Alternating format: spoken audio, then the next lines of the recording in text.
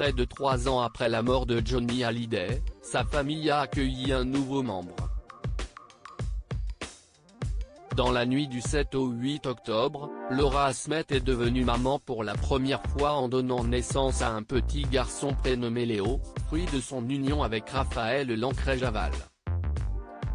Un bonheur pour sa propre mère, Nathalie Baye, qui, elle endosse désormais l'une de ses plus beaux rôles à la ville, celui de grand-mère. J'espère être une bonne grand-mère, a-t-elle déclaré dans une interview au magazine Madame Figaro, en kiosque le vendredi 23 octobre. De quoi lui rappeler ses propres grand-mères, dont elle était proche.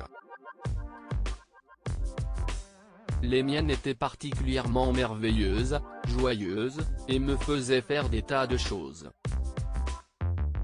J'espère surtout rassurer ma fille quand elle se séparera de son enfant. Car Nathalie Baye connaît bien les aléas de la vie de mère.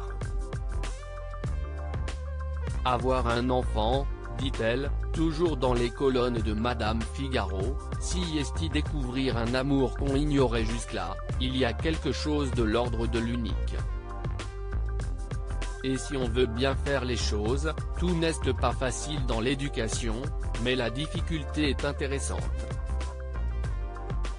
De précieuses paroles dont Laura Smet a certainement pris note, elle qui a été habituée à camper le rôle de belle-mère dans la vie du fils de Raphaël Lancret-Javal.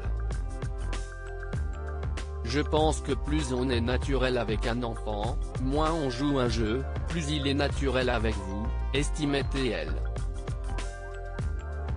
L'hommage de Laura Smet sur le choix du prénom et si la naissance du petit Léo impose un temps d'adaptation à Laura Smet et Nathalie Baye, tel est aussi le cas pour David Hallyday qui, pour la première fois également, est devenu oncle. Et ce, pour sa plus grande joie.